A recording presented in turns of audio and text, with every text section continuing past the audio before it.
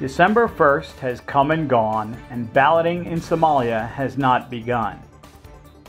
The September agreement between the federal government, or FGS, and the federal member states set Tuesday as the start for voting. Now many analysts are predicting a delay that could push legislative polls past the end of the body's mandate. A new parliament is meant to be in place before the end of the year.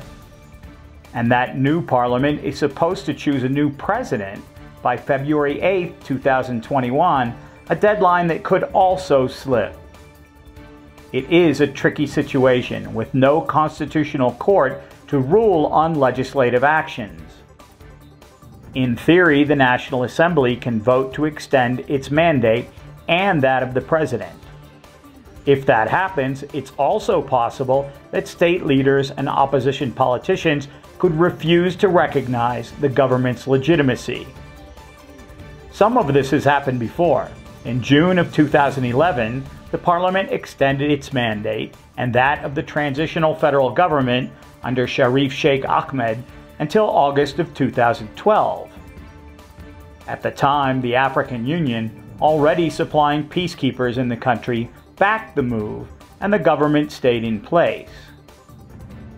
Sharif Sheikh Ahmed is currently an opposition politician, criticizing the makeup of the Federal Election Committee and threatening a boycott of polls. But with 2011 as a guide, it is possible that a new pact between the FGS and the states could approve another extension. Suggestions floating online range from 1 month to 6 months.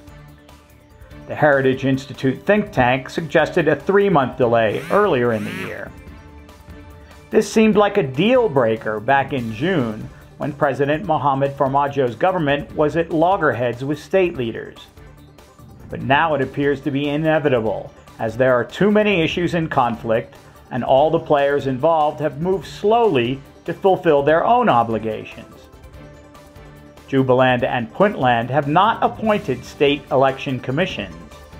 Who controls polling in Gedo is still a thorny issue, as federal forces still control most of the region. Several international partners, including the United Nations, African Union, European Union, and Intergovernmental Authority on Development, IGAD, are reported to be meeting in Garowe.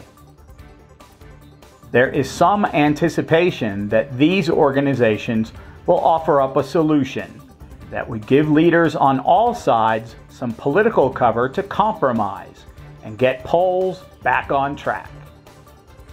ADN TV will continue to post updates as the Somali national elections take shape.